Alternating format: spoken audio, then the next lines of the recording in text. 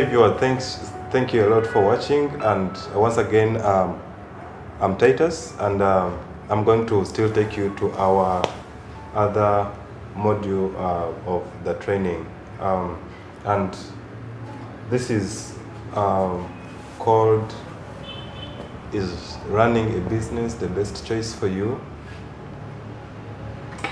Yeah. Normally what happens is that sometimes there's a tendency of thinking that every time you start a business, it's 100% you're going to be successful. Yes, sometimes businesses actually fail at maybe 3 months or maybe even 1 year once you begin with high expectations and you end up not meeting even none. However, good planning and organization will actually help you succeed into this whichever business that you want to do. Now, as for the participant, it's for the trainer, it's very important to let the participants know their strengths and weaknesses. Because essentially, if you look at this question, is running a business the best choice for you? It's putting you into a position of knowing your weaknesses and strength.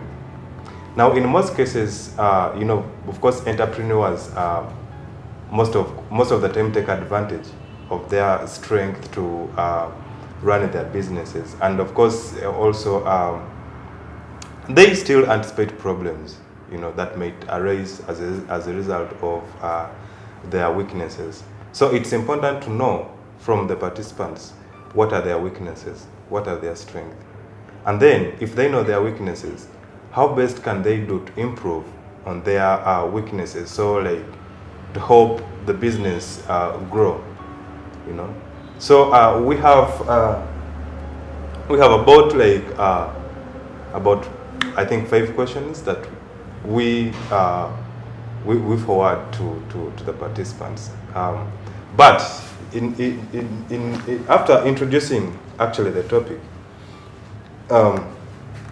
you get a class of all participants. Still, you make a circle, and then you invite each participant to get into the middle of the circle to just share with the rest of other women that one thing that she thinks will be good for her business. And then why she actually wants to run a business. Yeah.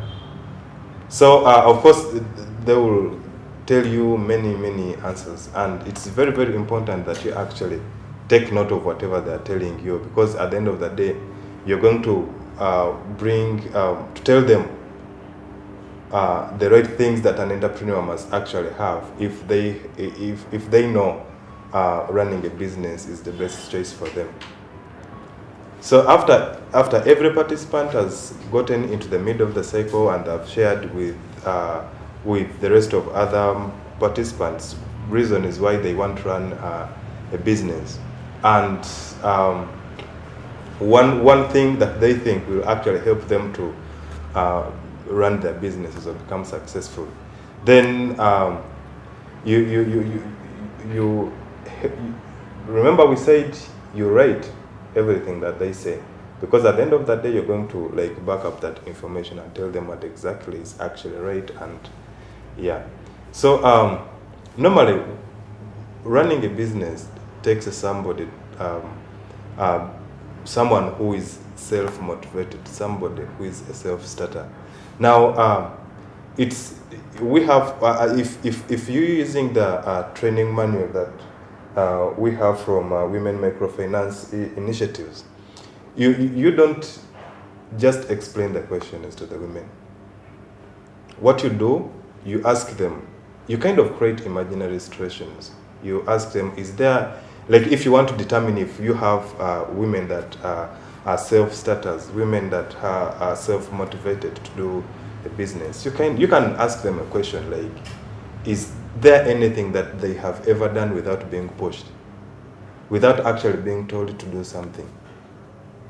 Some will stand and they will say, yeah, I did this and this, and I don't think I was told by anybody to do it. I just got up and I'm like, I think I needed to do this. So that actually will give you an impression and of the people that you are actually working with, and will even help you to know how many participants actually are self-starters, those that are self-motivated to do something without even being pushed, you know. And then another question will be, how long do they get? How good do they get along with the rest of other people? Kind of ask them a question like, how many times, if you've ever done any business, however small it is, you ask them, is there any time where you experienced a customer that came to buy stuff from you and they turned out to be unpleasant? What was your reaction?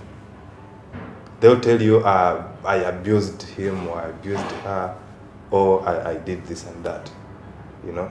But then remember, we want to determine how long, how good do they determine, do they relate with the rest of other people? Because business, in most cases, sometimes your customer base is actually going to be built on relationships, building relationships. So if you don't know the magic of building relationships, then that actually means there's a possibility that you're going to impact much on your customer base. So then you actually tell them, you know what, an entrepreneur, you have to devise means of getting well along with other people, because at the end of the day, they're the same people that will come and buy your product. And then the third question will be, are you tough-minded? But you don't ask them, are they tough-minded? You can pose a question. Let's say if you got your loan today, you went back home, and somebody asked you to borrow them some money. Will you get some money from your loan to give to that person? Some of them will say, depending on the circumstances, I will. Some of them will say no. Now, just by saying no will actually give you a number of people or participants that are really tough-minded to make decisions. Because I mean, like, running a business, I mean, you really have to have a very, very tough muscle, and you have to be tough-minded. So some of the things you actually ask them questions, and then at the end of the day, you tell them what exactly is the right thing. Then, do you have the physical and emotional strength to run a business? Now, in most cases, you kind of ask them, how many times have you ever been at your business premises?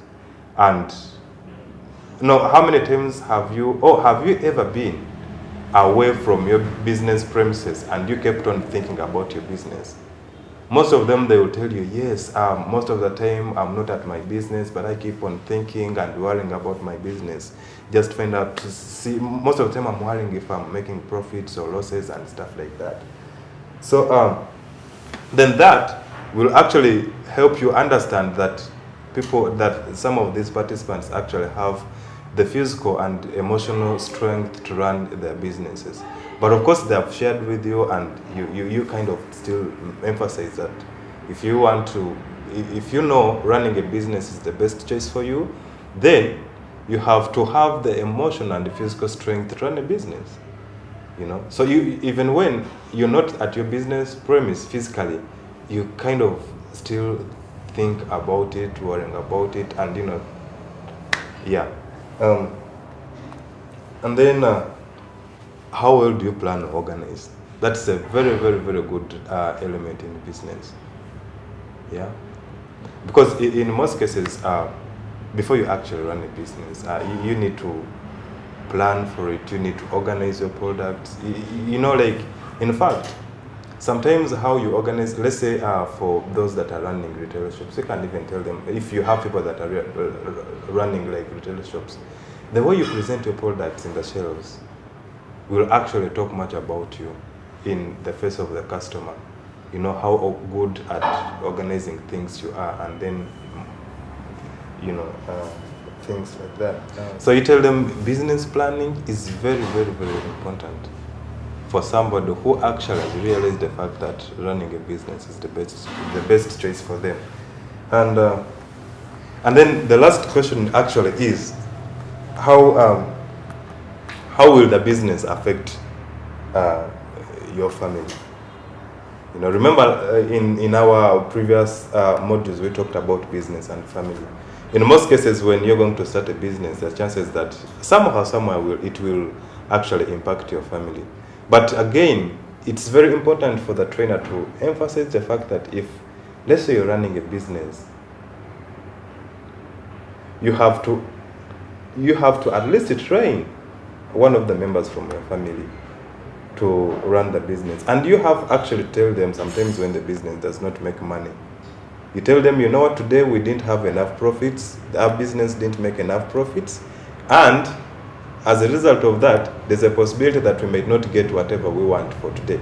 So even if it actually meant sleeping without eating enough food, for sure all of them know about your business, and they know that on that day you didn't actually make enough profits.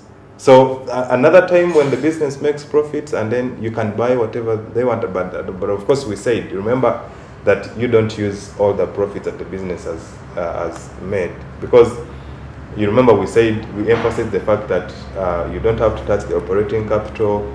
The profits that the business makes, it has to go to so many other household expenses, including paying your salary for the business. So it's from the salary that the business actually pays you out of the profits that you're going to use to buy, the household requirements and stuff like that. Well, thanks for watching, and keep watching.